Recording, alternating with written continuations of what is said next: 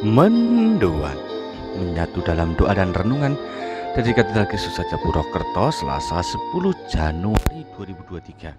Saya Romo Yandra Pamungkas dari Katedral Purwokerto. Selamat pagi saudari-saudara. Hari ini kita kembali memasuki masa liturgi biasa. Kita pertahankan nyala sukacita selama masa Natal agar hari-hari kita dapat berbuah masak bagi panenan Allah.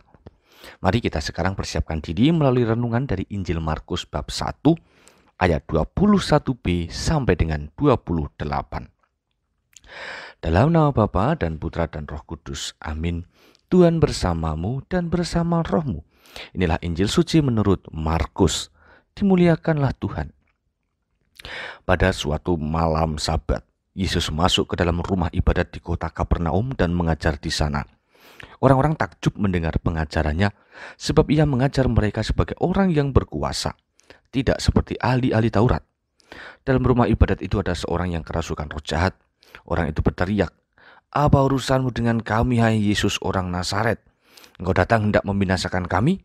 Aku tahu siapa engkau, yaitu yang kudus dari Allah." Tetapi Yesus menghardiknya, katanya, "Diam, keluarlah daripadanya." Roh jahat itu mengguncang-guncang orang itu dan sambil menjerit dengan suara nyaring, ia pun keluar daripadanya. Mereka semua takjub sehingga mereka memperbincangkannya. Kata mereka, "Apa ini? Suatu ajaran baru? Guru ini berkata-kata dengan kuasa. Roh-roh jahat pun ia perintah dan mereka taat kepadanya." Lalu tersebarlah dengan cepat kabar tentang Yesus ke segala penjuru di seluruh daerah Galilea.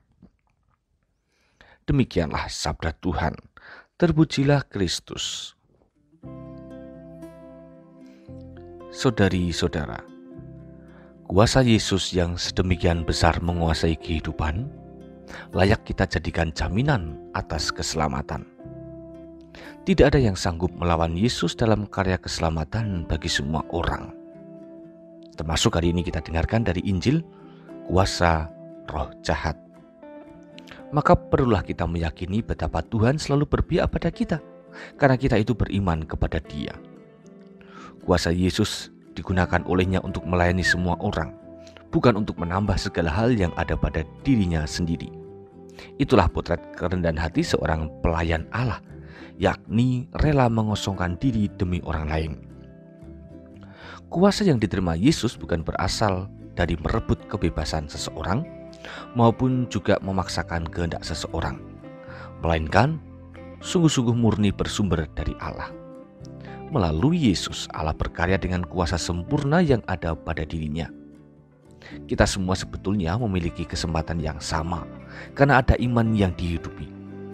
Setiap orang yang sungguh-sungguh beriman akan mempunyai kuasa ilahi untuk mewartakan dan menerjemahkan keselamatan.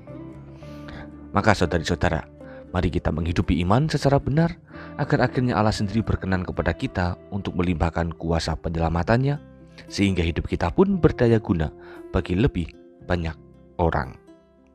Tuhan memberkati. Mari berdoa. Allah Bapa Maha Kuasa, kami bersyukur sebab Engkau menguasai hidup kami secara menyeluruh. Tuntun kami agar menyadari bahwa hanya kuasa-Mu lah yang dapat mendatangkan keselamatan dan kebahagiaan sejati. Biarkan kami terus berjuang meniti jalan sebagai abdi-Mu, dan kuasailah kami dengan rahmat kudus-Mu. Demi Kristus, Juru Selamat kami. Amin. Tuhan bersamamu dan bersama rohmu. Kita semua, keluarga kita, dan segenap karya kebaikan kita hari ini senantiasa dalam berkat Allah yang Maha Kuasa, Bapa, Putra, dan Roh Kudus. Amin. Saudari-saudara, selamat beraktivitas. Tuhan memberkati. Salam mendoan.